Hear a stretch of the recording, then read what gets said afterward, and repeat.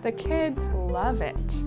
Bright colors, new furniture, lots of space.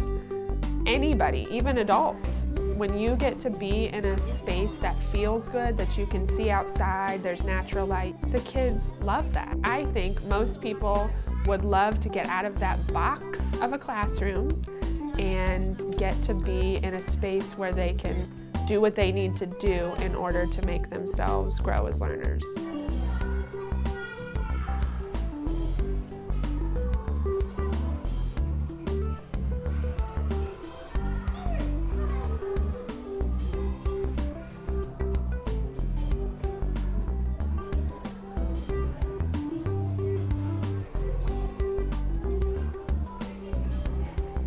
Tomorrow's world demands a whole different kind of learner and worker.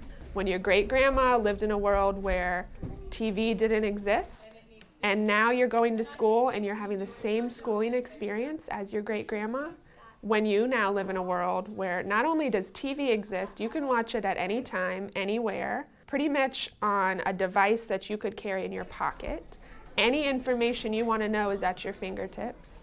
We're in this new building really thinking about what it means to educate a person who's going to grow up in the 21st century in a global society, which is a very different way of teaching and learning than we've had for the past 100 years. Teachers do not hold all the knowledge anymore. We are the facilitators. As you move through life, self-regulation and goal setting is the #1 skill you need. You can always go back and relearn who was the president in 1864, but if you don't know how to set your own goals and pace yourself and understand how to keep yourself on track, then you're sunk. You have to be able to collaborate. You have to be able to adapt. You have to be able to know how to use technology. PK Yonge Developmental Research School is charged with the mission to figure out innovative ways of teaching and learning and help spread that mission to other schools. If we had students and teachers continuing to work in isolated ways in individual classrooms where the teacher stands at the front of the room and tells students what it is they need to know, and that students work in isolation to master what they're being told, they won't be prepared for tomorrow's world. We really embarked on this grand experiment to figure out how to prepare our students for the changing world and what's coming next for them. We needed to think about the ways in which space is organized so that it can support the flexibility that needs to happen around teaching and learning, to support the flexibility in the ways in which we group students. Okay, so you say you're in 4th grade or 5th grade. When else in the whole wide world, when you're an adult that your age, because you are 40 years old, that means you can only do this.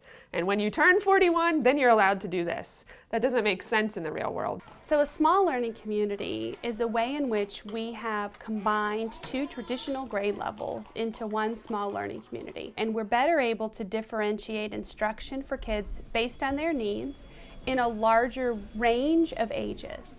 Because all 132 students are doing math at one time, and all 132 students are doing reading at one time, we can look at all 132 of those students. We have 7 teachers.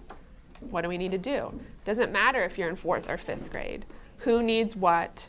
And let's create differentiated groups in order to do that. It really depends on what the students' needs are, is how we respond to that, and we're better able to be flexible about it because we don't just have 4 walls with 1 teacher and 22 students. We've been able to put them into groups based on specific skills, not just, oh, they're having a hard time comprehending a text, but which text? You know, we can make a poetry group, we can make a nonfiction group, we can make a fiction group, and it's okay if only 3 students are in that group because we have so many different places to break the students into. So what you'll see in a lot of instances in learning communities is kids spread out all over the community, kids working autonomously. The clear expectations on how to be a self-regulated learner.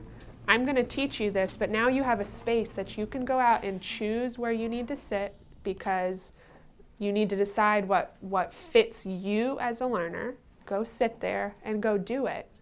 You can see from being in this space that we have large open spaces for students to be able to gather, have large